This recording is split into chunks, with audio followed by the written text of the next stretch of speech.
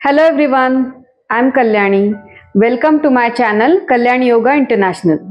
आज आपण थायरॉइड साठी काही आसनं आणि प्राणायाम बघणार आहोत. थायरॉइड आणि पॅराथायरॉइड या एंडोक्राइन ग्लँड्स आहेत ज्या आपल्या घशामध्ये म्हणजे गळ्यामध्ये असतात.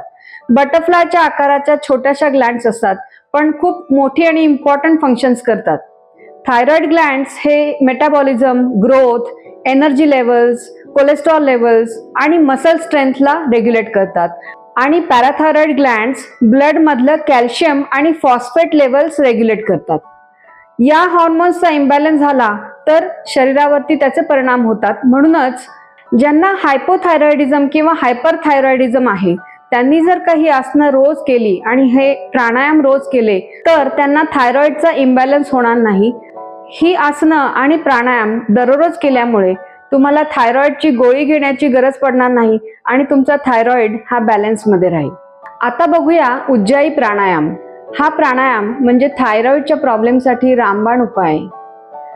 या प्राणायामामध्ये घशाच्या स्नायूंचं आकुंचन करायचं असतं, श्वास घेताना आणि सोडताना सुद्धा. जेव्हा आपण श्वास घेतो किंवा सोडतो तेव्हा नेझल पॅसेजमधनं हवा आत जाते आणि ती घशातून पास होते.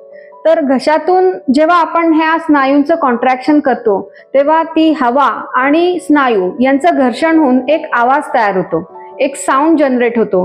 तो लाईट स्नोरिंग किंवा हिसिंग साऊंड सारखा असतो.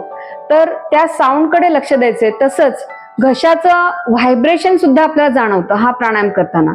तर त्या व्हायब्रेशनकडे आणि त्या जनरेट होणाऱ्या साऊंडकडे लक्ष द्यायचंय. तसंच घशाच्या स्नायूंचं आकुंचन हे पूर्ण वेळ श्वास घेताना आणि सोडताना सुद्धा आपल्याला मेंटेन करायचंय. तर चला करूया हा प्राणायाम. दोन्ही हाताची ज्ञान मुद्रा. श्वास घेताना आपल्याला घशाचं कॉन्ट्रॅक्शन करायचंय आणि श्वास सोडताना सुद्धा.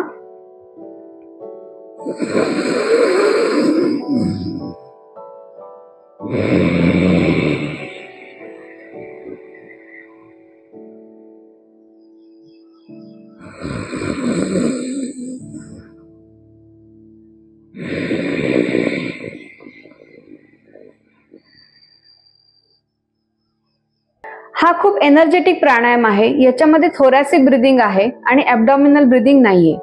तर हा प्राणायाम तुम्ही रोज केलात तर तुमच्या थायरॉइड लेवल्स नक्कीच कंट्रोलमध्ये येतील. आता सुपाईन पोज मधली काही आसनं बघूया. योगामध्ये बरीच आसनं आहेत जी थायरॉइडसाठी उपयोगी आहेत, पण त्यातल्या त्यात 3 अतिशय महत्त्वाची आसनं आहेत जी थायरॉइडच्या प्रॉब्लेमसाठी अतिशय उत्तम आहेत. त्यापैकी सर्वांगासन आणि हलासन या आसनांमध्ये मानेच्या पुढच्या बाजूला दाब येतो. या इन्व्हर्टेड पोझिशन्स असल्यामुळे अप्पर बॉडीकडे ब्लड सप्लाय जास्त होतो. थायरॉइड ग्लँड्सला तसंच मेंदूच्या आत खालच्या बाजूला असलेल्या हायपोथॅलॅमसला ब्लड सर्क्युलेशन सुधारतं. TSH म्हणजे थायरॉइड स्टिम्युलेटिंग हॉर्मोन आणि T3 आणि T4 हे थायरॉइड ग्लँड्स मधून सिक्रेट होणारे हॉर्मोन्सचं रेग्युलेशन होतं.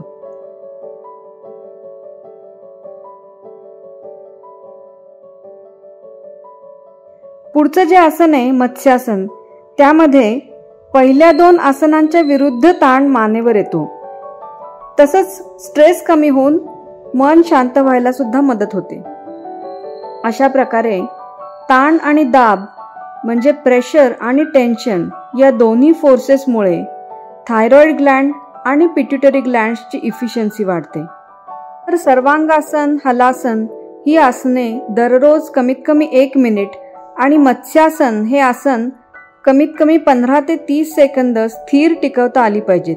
म्हणजेच 1 मिनिट या आसनांमध्ये आपल्याला थांबता आलं पाहिजे. तर आपल्याला या आसनांचे जास्तीत जास्त बेनिफिट्स मिळतील. थायरॉइड हा लाईफस्टाईल डिसऑर्डर असल्यामुळे आपल्या खाण्यापिण्याच्या सवयींमध्ये आवश्यक ते बदल आपण केले पाहिजेत.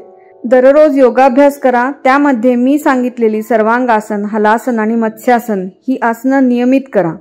उज्जाई प्राणायाम, अनुलोम विलोम आणि ओमकार चॅन्टिंग यामुळे मनावरचा ताण देखील दूर होणार आहे आणि मन शांत व्हायला मदत होणार आहे. तर आजचा व्हिडिओ तुम्हाला युजफुल वाटत असेल तर लाईक आणि शेअर जरूर करा आणि अशाच इन्फॉर्मेटिव्ह व्हिडिओसाठी माझ्या चॅनलला सबस्क्राईब करा. थँक्यू.